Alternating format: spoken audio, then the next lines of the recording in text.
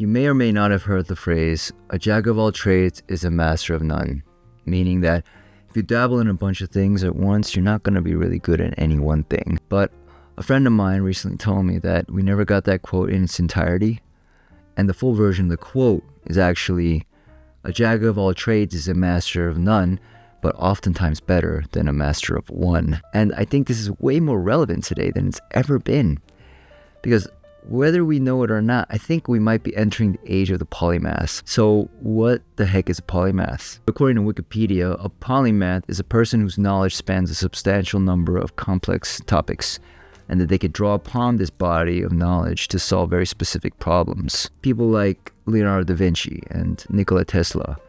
This type of intelligence is also famously personified by that quintessential American, Benjamin Franklin. You might have heard of him, or you wanted a lot of him. He was a writer, he was a legit scientist, he was an inventor, he was a printer, political philosopher.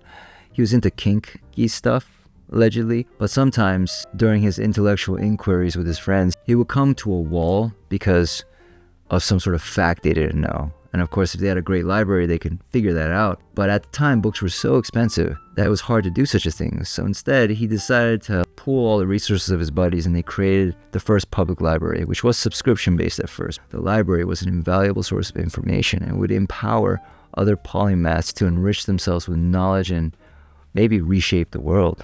Abraham Lincoln is known to have learned a lot from libraries. August Wilson, the playwright, also educated himself through libraries. So did Malcolm X while he was in prison, reading voraciously to become the civil rights leader that we all know today. Because the library was like a polymath's wildest dreams come true. And it was the best thing a polymath could ask for hundreds of years.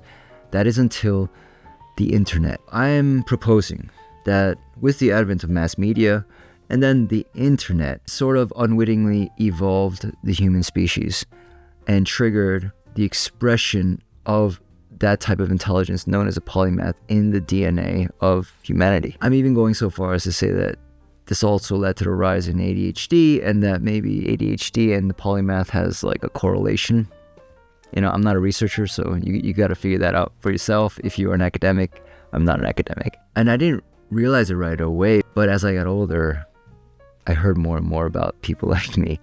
These multi-hyphenate artists that people are sort of mystified by. And the main problem with the multi-hyphenate, of course, is that it's harder for you to be commodified, because agents and managers think, well, if we can't explain what you are very simply, consumers or people with the money, they don't know how to buy you, or they don't know what they're getting. But recently I went to the grocery store and I saw there's 20 kinds of Oreos, which kind of blew my mind. And if they could sell 20 kinds of Oreos, I think we could be like 20 kinds of artists. And a lot of polymaths are seen with disdain because we can come across as arrogant. It's like we waltz into places and solve things so quickly that it bothers people and makes other people insecure. But F that. Let's stop being insecure. That's something I had to go through, and I suspect a lot of other polymaths go through this as well. I reached out to a few on the internet. I found out that we have a lot of common issues and common experiences. If you are a polymath, you should be proud of it, because oftentimes polymaths are the ones that kind of solve problems that no one else can, because everyone's looking at things very black and white within their own rigid boxes.